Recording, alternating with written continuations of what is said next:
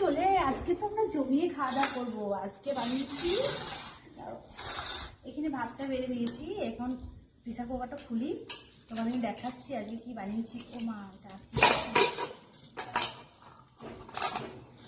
ও দেখো একবার দেখো দেখো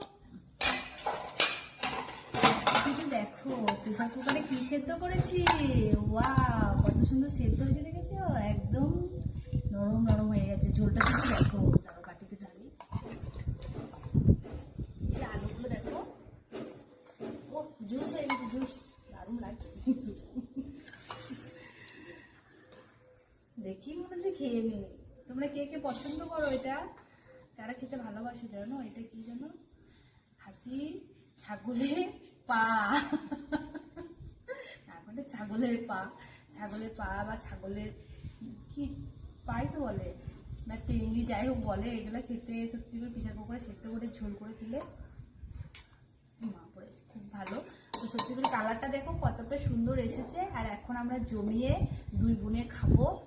তো দেখ একটু ঝোলটা কেমন হয়েছে। দিদিকে আমি ঝোল দিয়ে টেস্ট করতে দিয়েছি, আর এখন আমি একটু টেস্ট করব, তারপরে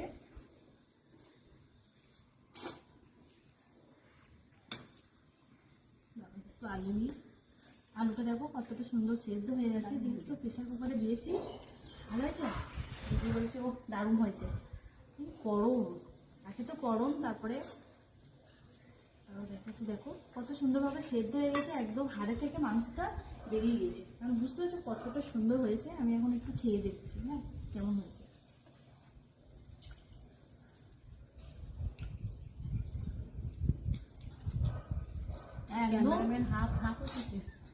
দমে ভালো হয়েছে, কি বলবো, আর দম দিয়ে সেদ্ধ হয়ে গেছে, আর একদম অসাধারণ হয়েছে। তোমরা বাড়িতে এমনি করে বানিয়ে খাবে।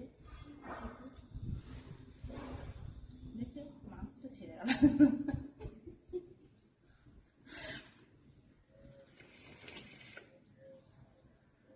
আমার ক্যামেরাম্যান আমার কাছ থেকে আমাকে দেখাচ্ছে, বেটে বাজতেও পারে।